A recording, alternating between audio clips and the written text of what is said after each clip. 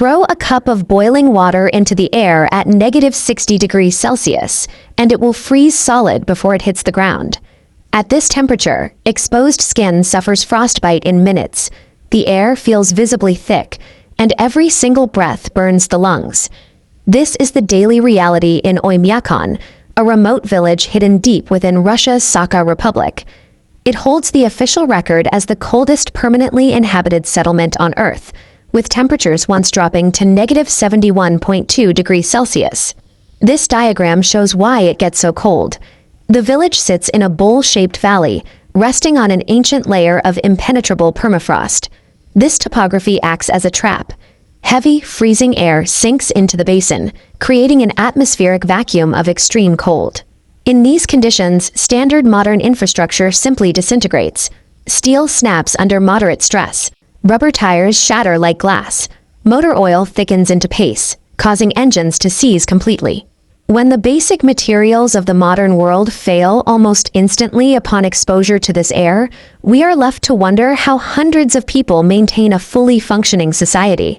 The first major casualty of the cold is the underground grid.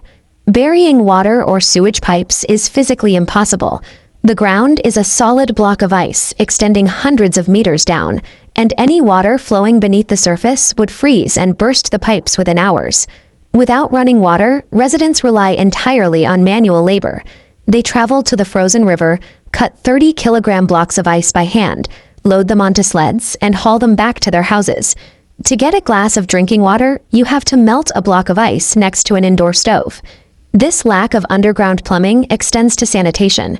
Despite the lethal temperatures outside, villagers must use unheated, wooden drop toilets built in their yards. Going to the bathroom requires layering up in insulative clothing and facing the freezing winds. The literal lifeline of the community is the thick smoke rising from the central coal boiler. This plant operates 24 hours a day, 7 days a week, burning coal to fight back the cold.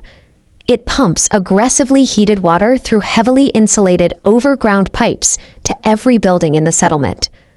If this boiler were to suffer a mechanical failure, the entire village would freeze to death in a matter of hours. Survival in Oymyakon relies on constant physical labor and brute force analog systems that remain visible and active at all times. Fueling the bodies that perform this labor presents another massive hurdle. The permanently frozen earth means that traditional agriculture cannot exist. You cannot grow crops in soil that never thaws. This photo captures a distinct biological adaptation to this landscape, the Yakutian horse. Built with an incredibly thick winter coat and a compact frame, they have evolved to withstand the extreme sub-zero temperatures, living entirely outdoors. Because farming is impossible, the human diet relies heavily on the meat and fat of these animals, along with local river fish. A staple meal is stroganina, thinly sliced, raw, frozen meat that acts as a slow-burning, high-calorie thermal fuel, keeping human metabolisms running hot for hours. Maintaining transportation requires a total overhaul of internal combustion. When mechanical fluids freeze solid and batteries die on contact with the air, a standard vehicle becomes a useless metal shell. Locals apply extreme physical modifications to their vehicles to keep them running. They install double-paned glass for insulation, drape heavy thermal blankets directly over the engines, and follow one strict rule. During the winter months, if a car is outside, its engine must idle 24 hours a day. On the remote road of bones, a stalled engine is a death sentence. Without the heat of a running motor, the interior of a truck cab reaches lethal temperatures in minutes. Every system in Oymyakon, from the human metabolism to a diesel engine, is restructured for a single purpose: continuous, uninterrupted heat generation. To an outsider, existing in this environment looks like a terrifying daily battle against the elements. But the people who live here do not see it as a war zone. They simply see it as home. This historical portrait shows the deep roots of the Sakha people. Dressed in thick fur coats, their ancestors learned to thrive here over countless generations. Their psychological endurance comes from a distinct worldview. They do not consider themselves lords or conquerors of the land. Instead, they view themselves as temporary guests passing through a domain owned entirely by the cold. This respect is woven deeply into their cultural traditions and shamanic practices.